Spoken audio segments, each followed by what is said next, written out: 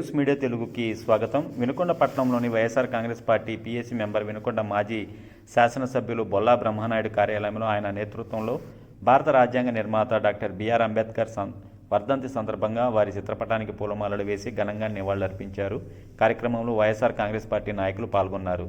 ఈ సందర్భంగా నాయకులు మాట్లాడుతూ డాక్టర్ బిఆర్ అంబేద్కర్ ఆశయాలను నెరవేర్చే దిశగా వైఎస్ జగన్మోహన్ రెడ్డి ప్రభుత్వం కృషి చేస్తుందని తెలిపారు.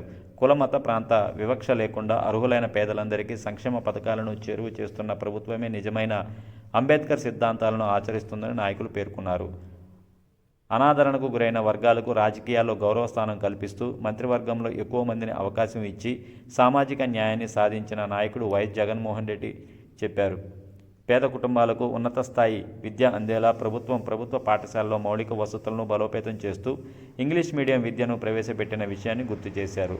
అంబేద్కర్ కలలు కన్న సమానత్వ సమాజ నిర్మాణం కోసం నిరంతరం కృషి చేస్తున్న నాయకుడు ఒక్క జగన్మోహన్ రెడ్డి గారేనని తెలియజేశారు.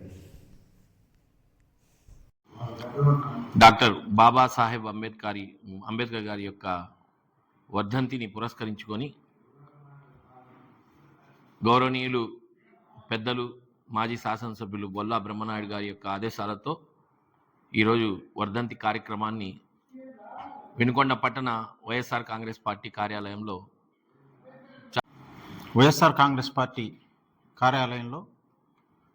మన ప్రీతం నాయకులు బ్రహ్మనాయుడు గారి యొక్క ఆదేశాల మేరకు ఇక్కడ వర్ధంతి సభ జరుపుకుంటా ఉన్నాం. డాక్టర్ బిఆర్ అంబేద్కర్ గారు భారత రాజ్యాంగాన్ని రచించారు. మనందరికీ సుపరిచితమే. కానీ కొత్తగా రెడ్ బుక్ రాజ్యాంగంతో తెలుగుదేశం పార్టీ ఇవాళ పరిపాలన సాగిస్తూ ఉంది.